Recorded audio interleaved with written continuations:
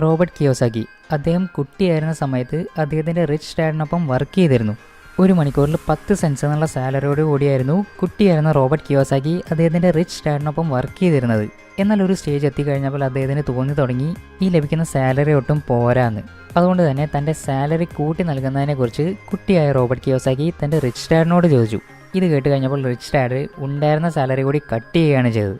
അത് എന്തിനാണ് ചെയ്തതെന്ന് റോബർട്ട് കിയോസാക്കി തൻ്റെ റിച്ച് ഡാഡിനോട് ചോദിച്ചു. അന്നേരം അദ്ദേഹം പറഞ്ഞു, ഇപ്പോൾ നീ ചിന്തിച്ചുകൊണ്ടിരിക്കുന്നത് ഒരു സാധാരണ എംപ്ലോയി എങ്ങനെയാണോ ചിന്തിക്കുക അതേ ലെവലിൽ തന്നെയാണ്.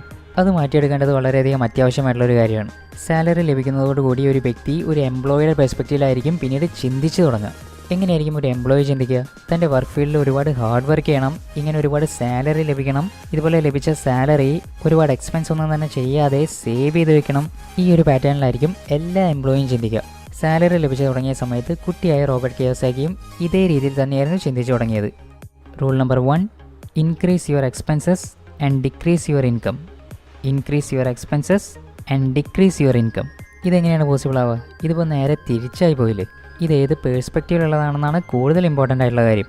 Increase your expenses. എക്സ്പെൻസസ് കൂട്ടുക എന്നുള്ളത് കൊണ്ട് എന്താണ് ഉദ്ദേശിക്കുന്നത്? എക്സ്പെൻസസ് 2 രീതിയിലുണ്ട്. ഒന്ന് ബാഡ് എക്സ്പെൻസസ്, ഒന്ന് ഗുഡ് എക്സ്പെൻസസ്. ബാഡ് എക്സ്പെൻസസ് എന്നതുകൊണ്ട് ഉദ്ദേശിക്കുന്നത് യാതൊരുവിധ റിട്ടേൺസും പ്രൊവൈഡ് ചെയ്യാനായിട്ട് സാധിക്കാത്ത എക്സ്പെൻസസ്. ഫോർ എക്സാമ്പിൾ, ഒരാൾ ആവശ്യത്തിനേക്കാൾ കൂടുതൽ എക്സ്പെൻസീവ് ആയിട്ടുള്ള ഒരു കാർ വാങ്ങാണ്, രാജ്യം മുഴുവൻ ട്രാവൽ ചെയ്യാണ്. ഇതെല്ലാം തന്നെ ബാഡ് എക്സ്പെൻസസിൽ പെടുന്നതാണ്. ഇതൊന്നും തന്നെ യാതൊരുവിധ റിട്ടേൺസും പ്രൊവൈഡ് ചെയ്യില്ല. എക്സ്പെൻസസ് മാത്രമായിരിക്കും ഒരാൾക്ക് ഈ ഒരു പ്രോസസ്സിൽ ഉണ്ടാവുക. ഇതെല്ലാം തന്നെ ബാഡ് എക്സ്പെൻസസ്. എങ്കിൽ പിന്നെ എന്തായിരിക്കും ഗുഡ് എക്സ്പെൻസസ്?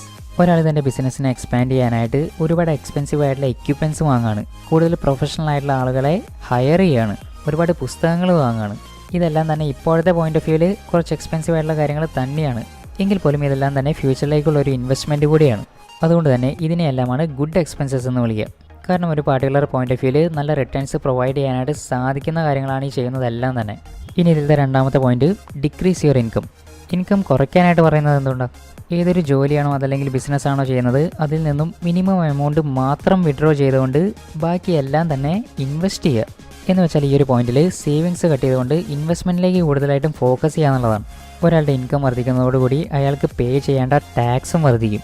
ആ ഒരു കേസിൽ എവൻച്വലി നമ്മുടെ കയ്യിലുള്ള പൈസയെ ഗ്രോ ചെയ്യാനായിട്ട് നമ്മൾ അനുവദിക്കുന്നില്ല. അതുമാത്രമല്ല, ഒരാളുടെ ഇൻകം വർദ്ധിക്കുന്ന സമയത്ത് അയാൾ തൻ്റെ കയ്യിലുള്ള എമൗണ്ട് കീപ്പ് ചെയ്യാനായിട്ട് പോകുന്നത് ഓബ്വിയസ്ലി ഏതെങ്കിലും ഒരു ബാങ്കിലായിരിക്കും. അതായത് ഏതെങ്കിലും ഒരു സേവിങ്സ് അക്കൗണ്ടിലോ അതല്ലെങ്കിൽ ഒരു ഫിക്സഡ് ഡെപ്പോസിറ്റിലോ. ഇവയൊന്നും തന്നെ പ്രൊവൈഡ് ചെയ്യുന്ന ഇൻട്രസ്റ്റ് റേറ്റിന് ഒരിക്കലും ഇൻഫ്ലേഷനെ മറികടക്കാനായിട്ട് സാധിക്കില്ല. എന്ന് വെച്ചാൽ നമ്മുടെ കയ്യിലുള്ള പൈസയുടെ വാല്യൂ എവൻച്വലി കുറഞ്ഞുകൊണ്ട് വരികയായിരിക്കും ഈ കണ്ടീഷൻസിലെല്ലാം തന്നെ. Number 2, the BI triangle. Robert Kiyosaki തൻ്റെ ഇതിന് മുൻപത്തെ പുസ്തകത്തിൽ ക്യാഷ് ഫ്ലോ ക്വാഡ്രൻറ്റിനെ കുറിച്ച് ഡിസ്ക്രൈബ് ചെയ്തിരുന്നു. ഒരാൾക്ക് ഫൈനാൻഷ്യൽ ഇൻഡിപെൻഡൻ്റ് ആവണമെങ്കിൽ ഈ ക്യാഷ് ഫ്ലോ ക്വാഡ്രൻറ്റിൻ്റെ റൈറ്റ് സൈഡിലേക്കാണ് മൂവ് ചെയ്യേണ്ടതെന്ന്. അതായത് അയാൾ ഫോക്കസ് ചെയ്യേണ്ടത് ബിസിനസ്സിലോ അതുപോലെ തന്നെ ഇൻവെസ്റ്റിങ്ങിലോ ആയിരിക്കണം. B stands for business and I stands four investing. എങ്കിൽ പിന്നെ എന്താണ് ഈ BI ട്രയാങ്കിൾ? എല്ലാ ബിസിനസ്സിൻ്റെയും സക്സസ്സിന് വേണ്ടി 3 പ്രധാനപ്പെട്ട പില്ലേഴ്സ് ഉണ്ടായിരിക്കും. Number 1, mission. ഏതൊരു ബിസിനസ്സിൻ്റെയും തുടക്കത്തെ സ്റ്റേജിൽ അതിനൊരു സ്പിരിച്വൽ മിഷൻ ഉണ്ടായിരിക്കണം. അതുപോലെ തന്നെ വളരെയധികം സ്ട്രാറ്റജിക് ആയിട്ടുള്ള ബിസിനസ് മിഷൻ ഉണ്ടായിരിക്കണം. Number 2, team.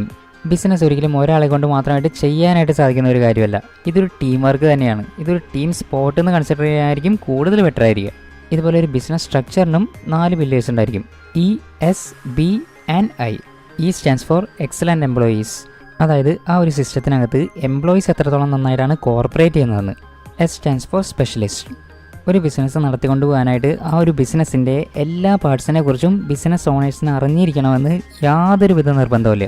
ഓരോ ഏരിയാസും സ്പെഷ്യലൈസ് ചെയ്യാനായിട്ട് സാധിക്കുന്ന ആളുകളെ പ്രോപ്പറായിട്ട് ഹയർ ചെയ്യാനായിട്ട് സാധിച്ചാൽ മാത്രം മതി. B stands for business owners and I stands for investors. Ultimately ആ ഒരു ബിസിനസ് നടത്തിക്കൊണ്ട് പോകാനായിട്ടുള്ള ഓണേഴ്സും വേണം, അതുപോലെ തന്നെ ഫണ്ട് പ്രൊവൈഡ് ചെയ്യാനായിട്ടുള്ള ഇൻവെസ്റ്റേഴ്സും ആവശ്യമായിട്ടുണ്ട്. പ്രോപ്പറായിട്ട് റൺ ചെയ്യാനായിട്ട് സാധിക്കുന്ന ഒരു ബിസിനസ്സിന് ഈ 4 പില്ലേഴ്സും വെൽ മെയിൻറ്റൈൻഡ് ആയിരിക്കും. BI ട്രയാങ്കിളിൻ്റെ 3ാമത്തെ സൈഡാണ് ലീഡർഷിപ്പ്. ഒരു പെർഫെക്റ്റ് ലീഡറിൻ്റെ ജോബ് എന്ന് പറയുന്നത് അവരുടെ എംപ്ലോയീസിനെയും അതുപോലെ തന്നെ മറ്റ് കോർപ്പറേറ്റ് വർക്കേഴ്സിനെയും ആക്ഷൻ എടുക്കാനായിട്ട് ഇൻസ്പയർ ചെയ്യുക എന്നുള്ളതാണ്. അതായത് ഈ ആളുകളൊന്നും തന്നെ ഒരു എംപ്ലോയി ലെവലിൽ ചിന്തിച്ചുകൊണ്ടായിരിക്കരുത് ഓരോ ആക്ഷൻസ് എടുക്കേണ്ടത്. പകരം അവർ തന്നെയാണ് ആ ബിസിനസ്സിൻ്റെ ഓണേഴ്സ്. എങ്കിൽ അവർ ഏത് രീതിയിലുള്ള ആക്ഷൻ ആയിരിക്കും പുറത്തെടുക്കുക, അതായിരിക്കും അവർ പുറത്തെടുക്കേണ്ടത്. ഈ രീതിയിൽ അവരെ കൊണ്ട് ചിന്തിപ്പിച്ചുകൊണ്ട് ആക്ഷൻ എടുപ്പിക്കുക. ഇതൊരിക്കലും ഒരു എളുപ്പമുള്ള കാര്യമല്ല. ഈ രീതിയിൽ ചെയ്യാനായിട്ട് സാധിച്ചിട്ടുള്ള ലീഡേഴ്സിൻ്റെ കാര്യം എടുക്കുകയാണെങ്കിൽ അത് ഒരുപക്ഷെ നമ്പേഴ്സിൽ മാത്രമേ നമുക്ക് കൗണ്ട് ചെയ്യാനായിട്ട് സാധിക്കുള്ളൂ. ഇതാണ് BI ട്രയാങ്കിളിൻ്റെ പ്രധാനപ്പെട്ട 3 പില്ലേഴ്സ്. ഈ 3 പില്ലേഴ്സിനെ കൂടാതെ ഇനിയും ഇൻഫ്ലുവൻഷ്യൽ ആയിട്ടുള്ള കുറച്ച് കാര്യങ്ങൾ കൂടി കൺസിഡർ ചെയ്യേണ്ടതായിട്ടുണ്ട്. അതിലേറ്റവും ആദ്യത്തെയാണ് cash flow. Unless and otherwise money മാനേജ്മെൻറ്റിനെ കുറിച്ച് ഒന്നും തന്നെ അറിയാതെ ഒരിക്കലും ഒരു ബിസിനസ് റൺ ചെയ്തുകൊണ്ട് പോകാനായിട്ട് സാധിക്കില്ല. ക്യാഷ് ഫ്ലോൻ്റെ സ്ട്രക്ചർ എങ്ങനെയായിരിക്കുമെന്ന് ഓരോ ബിസിനസ്സിനെയും ഡിപ്പെൻഡ് ചെയ്യും. Number 2, communication. ലീഡർഷിപ്പ് സ്കില്ലിലെ ഏറ്റവും ഇമ്പോർട്ടൻ്റ് ആയിട്ടുള്ള ക്വാളിറ്റി ആയിരിക്കും കമ്മ്യൂണിക്കേഷൻ. അതുപോലെ തന്നെ കമ്മ്യൂണിക്കേഷൻ നമ്മുടെ എത്രത്തോളം ബെറ്റർ ആയിരിക്കുമോ അത്രത്തോളം ബെറ്റർ തന്നെയായിരിക്കും നമ്മുടെ ക്യാഷ് ഫ്ലോയും. Number 3, system. ഇവൻച്വലി ഒരു ബിസിനസ് എന്ന് പറയുന്നത് ഒരുപാട് ചെറിയ ചെറിയ സിസ്റ്റംസിൻ്റെ ഒരു കൂട്ടത്തെയാണ് വിളിക്കുന്നത്. എന്ന് വെച്ചാൽ ഇവിടെ ഒരു സിസ്റ്റം ഫെയിൽ ആവുന്ന സമയത്ത് അത് മറ്റെല്ലാ സിസ്റ്റത്തിനെയും എഫക്റ്റ് ചെയ്യും. എന്ന് വെച്ചാൽ ഒരു സിസ്റ്റത്തിൻ്റെ ഫെയിലിയർ മറ്റെല്ലാ സിസ്റ്റത്തിൻ്റെയും ഫെയിലിയറിന് കാരണമാവും. ഫോർ എക്സാമ്പിൾ ക്യാഷ് ഫ്ലോ എന്നുള്ള ആ ഒരു സിസ്റ്റം ഫെയിൽ ആയി കഴിഞ്ഞാൽ ആ ഒരു ബിസിനസ്സിൻ്റെ എക്സിസ്റ്റൻസ് എങ്ങനെയായിരിക്കും? തീർച്ചയായിട്ടും ആ ഒരു ബിസിനസ് തകരുക തന്നെ ചെയ്യും. ആ ഒരു ബിസിനസ്സിൻ്റെ മറ്റെല്ലാ സിസ്റ്റത്തിനും ഈ ഒരു കേസിൽ യാതൊരുവിധ എക്സിസ്റ്റൻസും ഉണ്ടായിരിക്കില്ല പിന്നീട്. ഇവിടെ ഇപ്പോൾ ഈ ഒരു ട്രയാങ്കിളിൽ ഡിസ്ക്രൈബ് ചെയ്തിരിക്കുന്ന ഓരോ ഐറ്റവും ഓരോ സിസ്റ്റമാണ്. ഈ സിസ്റ്റംസിനെ എല്ലാം തന്നെ പ്രോപ്പറായിട്ട് മാനേജ് ചെയ്ത് കൊണ്ടുപോയാലേ ആ ഒരു ബിസിനസ്സിന് നിലനിൽപ്പുണ്ടായിരിക്കുള്ളൂ. Number 4, legal. ഈ ഒരു സ്ട്രക്ചറിലെ അടുത്ത ഇമ്പോർട്ടൻ്റ് ആയിട്ടുള്ള പോയിൻ്റാണ് നിയമപരമായിട്ടുള്ള കാര്യങ്ങൾ മാനേജ് ചെയ്യുക എന്നുള്ളത്. For example tax laws. ഒരു ബിസിനസ് റൺ ചെയ്യുന്ന സമയത്ത് ടാക്സ് ബെനിഫിറ്റ്സ് എടുക്കാനായിട്ട് ഫൈനാൻഷ്യലി സ്മാർട്ടായിട്ടുള്ള ആളുകളെ ഹയർ ചെയ്യുക. ടാക്സിൻ്റെ കാര്യം മാത്രമല്ല, ഇൻ്റലക്ച്വൽ പ്രോപ്പർട്ടി ലോസ്, കോൺട്രാക്ട്സ് തുടങ്ങി ലീഗലായിട്ടുള്ള ഫോർമാലിറ്റീസ് എല്ലാം തന്നെ മെയിൻറ്റെയിൻ ചെയ്യാനായിട്ട് അതിന് പ്രോപ്പറായിട്ടുള്ള ആളുകളെ ഹയർ ചെയ്യുക തന്നെ ആവശ്യമാണ്. ഫൈനലി, പ്രോഡക്റ്റ് എന്നുള്ള ഫാക്ടർ അവസാനമായതുകൊണ്ട് അർത്ഥം ഇതല്ല, അതായത് ബാക്കിയുള്ള കാര്യങ്ങളെല്ലാം തന്നെ നന്നാക്കിക്കൊണ്ട് പ്രോഡക്റ്റ് മോശമാണെങ്കിലും കുഴപ്പമില്ല എന്ന്. ഓഫ് കോഴ്സ് അൾട്ടിമേറ്റ്ലി ഒരു ബിസിനസ് എക്സിസ്റ്റ് ചെയ്യുന്നത് തന്നെ അതിൻ്റെ പ്രോഡക്റ്റിൻ്റെ പേരിൽ തന്നെയായിരിക്കും. എങ്കിൽ പോലും മക്ഡൊണാൾഡ്സിനേക്കാൾ നന്നായിട്ട് ബർഗർ ഉണ്ടാക്കാനായിട്ട് മറ്റുള്ള ആളുകൾക്ക് സാധിക്കും എന്ന് തന്നെയാണ് അതിൻ്റെ ഉത്തരം. എങ്കിൽ പിന്നെ അവർക്കൊന്നും തന്നെ ഇതുപോലുള്ളൊരു ബിസിനസ് മോഡൽ ബിൽഡ് ചെയ്യാനായിട്ട് സാധിക്കാത്തത് എന്തുകൊണ്ടാണ്? കാരണം ഒരു ബിസിനസ് മോഡൽ ബിൽഡ് ചെയ്യണമെങ്കിൽ അതിന് ചുറ്റുമുള്ള ഈ ഫാക്ടേഴ്സ് എല്ലാം തന്നെ കൺസിഡർ ചെയ്യേണ്ടതായിട്ടുണ്ട്. പ്രോഡക്റ്റ് മാത്രം നന്നായതുകൊണ്ട് ഒരു ബിസിനസ്സിന് ഒരിക്കലും എക്സിസ്റ്റ് ചെയ്യാനായിട്ട് സാധിക്കില്ല. ആ ഒരു പ്രോഡക്റ്റിൻ്റെ പാക്കേജിങ് നന്നായിരിക്കണം, മാർക്കറ്റിംഗ് നന്നായിരിക്കണം, ഇതുപോലുള്ള മറ്റ് ഫാക്ടേഴ്സ് ഇനിയും ഉണ്ട്.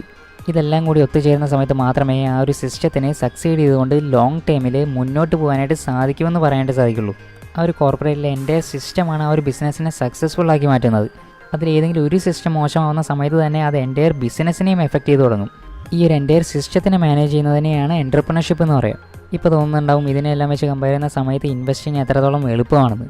തീർച്ചയായിട്ടും ശരിയാണ്. ഇൻവെസ്റ്റിംഗ് എന്ന് പറയുന്നത് പ്രോപ്പറായിട്ട് റൺ ചെയ്യാനായിട്ട് സാധിക്കുമെന്ന് തോന്നുന്ന ഒരു കമ്പനിയിൽ പൈസ ഇൻവെസ്റ്റ് ചെയ്യുക മാത്രമാണ് നമ്മൾ ചെയ്യുന്നത്. ഇതുപോലെ ഇൻവെസ്റ്റ് ചെയ്ത് കഴിഞ്ഞാൽ പിന്നീട് നമ്മൾ ആ ഒരു കമ്പനിയുടെ പാർട്ട് ഓണറാണ്. എങ്കിൽ പോലും ഇപ്പോൾ പറഞ്ഞ ഈ ഓപ്പറേഷൻസ് ഒന്നും തന്നെ നമുക്ക് കൈകാര്യം ചെയ്യേണ്ട ആവശ്യവും വരുന്നില്ല. ഇതുപോലെ കൈകാര്യം ചെയ്യാനായിട്ട് സാധിക്കുന്ന എക്സ്പെർട്സാണ് ആ ഒരു ബിസിനസ് റൺ ചെയ്യുന്നത്. ഇതാണ് റോബർട്ട് കിയോസാക്കിയുടെ BI ട്രയാങ്കിൾ. ഇതിൻ്റെ പർപ്പസ് എന്ന് പറയുന്നത് ഒരു അസറ്റ് ക്ലാസ് ക്രിയേറ്റ് ചെയ്യുക തന്നെയാണ്. ഇൻവെസ്റ്റിങ്ങിന് ബേസ്ഡ് ആയിട്ടുള്ള ഒരു പോയിൻ്റ് അല്ല ഇത്, പകരം ബിസിനസ് ബേസ്ഡ് ആണ്.